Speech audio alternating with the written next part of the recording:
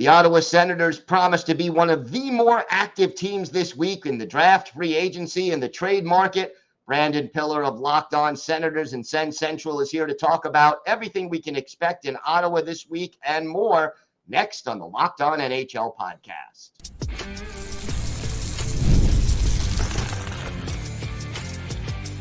You're Locked On NHL, your daily podcast on the National Hockey League.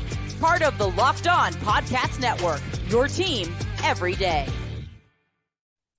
Gil Martin here, and welcome everybody to the Monday edition of the Locked On NHL podcast, part of the Locked On Podcast Network, your team every day. I want to thank everyone who makes Locked On NHL your first listen every day. Don't forget to subscribe on YouTube or wherever you get your podcasts so you can get new episodes as soon as they drop. Today's episode is brought to you by FanDuel. Make every moment more. As the playoffs wind down, the sports stop sporting like we want them to. But this summer, FanDuel is hooking up all customers with a boost or a bonus daily. That's right. There's something for everyone every day, all summer long. Visit FanDuel.com/LockedOn to get started. It is my pleasure to welcome back to the show the co-host of Sens Central, Locked On Senators, Brandon Pillar. And Brandon, I got to say, for a team that didn't make the playoffs, there is more chatter right now about the Senators than maybe any team not named the Edmonton Oilers and the Florida Panthers. Why are the Senators so active in the rumor mill right now? Well, Gil, first, thanks for having me. Always a pleasure to join you on Locked On NHL. And where there's smoke, usually there's fire, right? There's a lot of rumors surrounding the Ottawa Senators for a reason. This is a team that needs a major shakeup. And anytime you have a new owner that then brings in a new general manager, that totally new executive staff, totally new coaching staff now, they want to start putting their imprint on the team the way they see fit and the way they see will be best for the team in the long-term future. Now, Pierre Dorion had his ups and downs with the Sens, but he did leave Steve Staios with quite a mess on his hands when you start to think about the Shane Pinto incident, losing a first-round pick in the Evgeny Dadanov debacle years ago, and just a team that has been struggling to finally make that next step out of rebuilding. So Steve Staios and the rest of the staff is looking at this squad and saying, we need to find a way to fix this fast because Sens fans have missed the playoffs for 7 straight years. And there's the makings of a really good hockey team here. The core is set. They just need to find the right pieces. Most importantly, the goaltending, which we're going to get into for sure. That's been the worst issue for the Sens.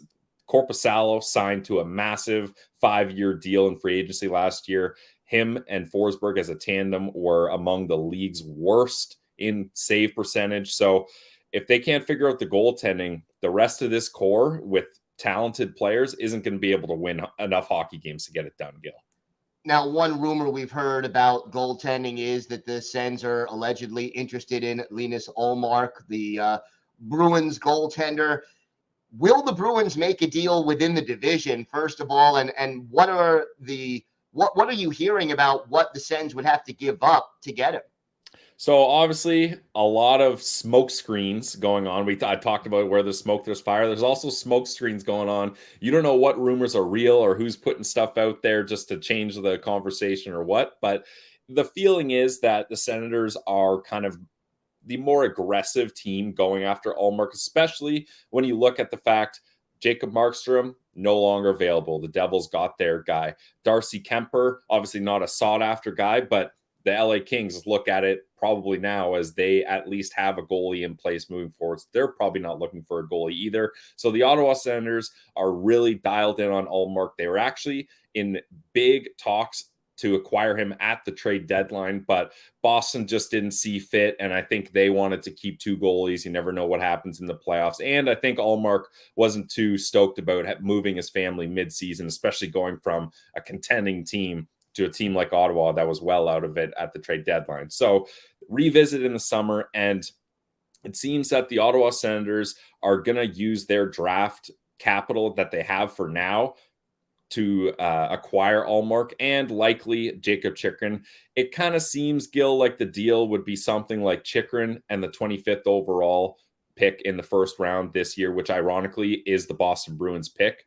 So the Bruins would just be getting their pick back. But most of these talks are all swirling around the fact, will Ullmark agree to an extension, or will they be able to get an extension in place? Because the Ottawa Senators, especially the fans, this new regime, maybe not so much because it wasn't their doing, but we are used to seeing the Sens push all their chips in only to acquire a star for a year. And Alex DeBrincat said, thanks for having me, but I don't want to stay here. And then you got to trade him for pennies on the dollar. And Jacob Chychrun was brought in. Everyone thought it was the answer. Things haven't really worked out there. And it seems like these two, Chychrun and the Sens, are going to mutually part ways here, I think. So I really think if you're the Boston Bruins, you're looking at Chychrun. That's a guy that can help you on defense. And you're probably looking to get your own first-round draft pick back. So if it comes to an extension, I think Chychrun plus the 25th overall for Ullmark is something that could make sense for both sides. So how else do you think Steve Staios makes his mark on the team? Well, similar to how Steve Staios tried to acquire Ullmark at the trade deadline, he also tried to acquire Chris Tanev, the right shot, gnarly, veteran, grinding, physical, shot blocking defenseman that every team wants. Steve Staios tried to acquire him, but ultimately, similar to Ullmark, he couldn't convince Tanev to move to Ottawa, especially Tanev wanted to go to a contender, compete for the Stanley Cup, which Dallas gave him a great opportunity to do. And when you're a veteran guy like him going into your UFA season, you want to go to the playoffs, bump up your stock a little, hopefully add a couple dollars to your next big contract. So I don't blame Tanev for not wanting to go to Ottawa at the deadline, but that doesn't necessarily mean he's not open to it in the offseason. And money changes a lot of people's minds, and the Ottawa Senators could just throw a bunch of money at him to acquire him. So that's someone that they're looking at. Steve Staios and everyone else has made it clear that the Ottawa Senators are also looking for veteran bottom six forwards. So we could see them do something like that. And the Sens have been linked rumor-wise to the Philadelphia Flyers, as those are two teams that really could help each other out and shed some of their own problems at the same time. So that's somewhere to look as well. Scott Laughton has been a guy that's been rumored and brought back to the Sens multiple times here. So maybe they can figure something out there. Now, you talked about the draft earlier and the possibility of trading Boston's original pick back to the Bruins. What else do you expect the Senators to do at the draft, especially if they hold on to picks? Yeah, so as of now, the Senators hold the 7th overall pick, their own pick, the 25th overall pick, the Boston Bruins pick, that was acquired from Detroit, trading for the DeBrincat trade, and then the 39th pick. Those are kind of the big pieces for the Sens here. At Locked On Senators, we've done a lot of research on this year's draft. We did 80 prospect profiles. We just did a 6-hour-long mock draft video with some of the best prospect analysts around, and some of our favorites, including Scott Wheeler, Cam Robinson from EP, Brock Otten, Jerome Berube, Rachel Dory. So we've had a lot of research on this draft, and for a good reason, Gil. A player that the Ottawa Senators acquire, or select, I should say, with the 7th overall could really alter the way this franchise looks in the next couple of years. There's some prime talent in the top 10 of this draft. The Ottawa Senators, they want to find a young defenseman most likely, and there's lots of great options. But if they decide to go for a forward, they have a lot of great options at forward as well. So either the Sens can use that 7th overall pick to bolster their prospect pipeline, which needs a lot of work. Scott Wheeler of The Athletic ranked the Ottawa Senators pipeline 31st out of 32 teams. Gil, your New York Islanders were 32nd. Yeah. So the only team behind. So you know what I'm talking about here. Oh, yeah. So the Ottawa Senators could use that blue chip guy to bolster that, or something at least we've kind of dabbled with the idea of Locked On Senators. Maybe the Sens say, hey, this is a deep draft. We need to acquire more draft capital. Maybe they're looking to trade back with the team that has their eyes set on someone in the top 10. You trade back a couple spots, acquire a little bit more, and maybe you get a second-round pick added to that, or a roster player that you desperately need as well. So I think The Ottawa Senators really are going to use that draft capital to either trade back and acquire more, or use that to bring in NHL-ready guys that they feel could be big difference makers on that roster next season. Going to be an exciting week in Ottawa for sure. Oh, yeah. Brandon, why don't you tell our viewers and our listeners where they could find the podcast and where they could find you and your co-host on social media?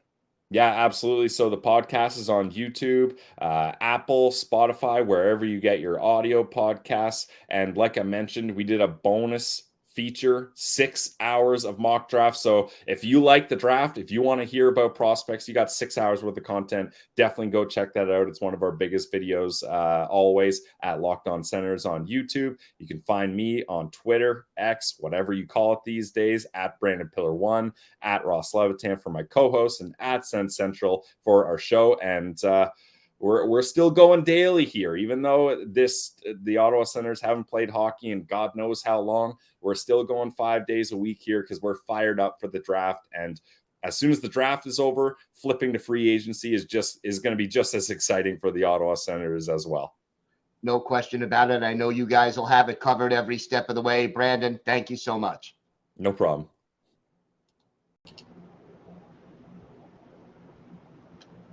Today's episode is brought to you by your friends at FanDuel. I love sports. I love them so much I never want them to stop. But as the playoffs wind down, we get fewer games. And the sports aren't sportsing like I want them to. But FanDuel lets me keep the sports going whenever I want. All I have to do is open the app and dream up bets anytime I'm in the mood.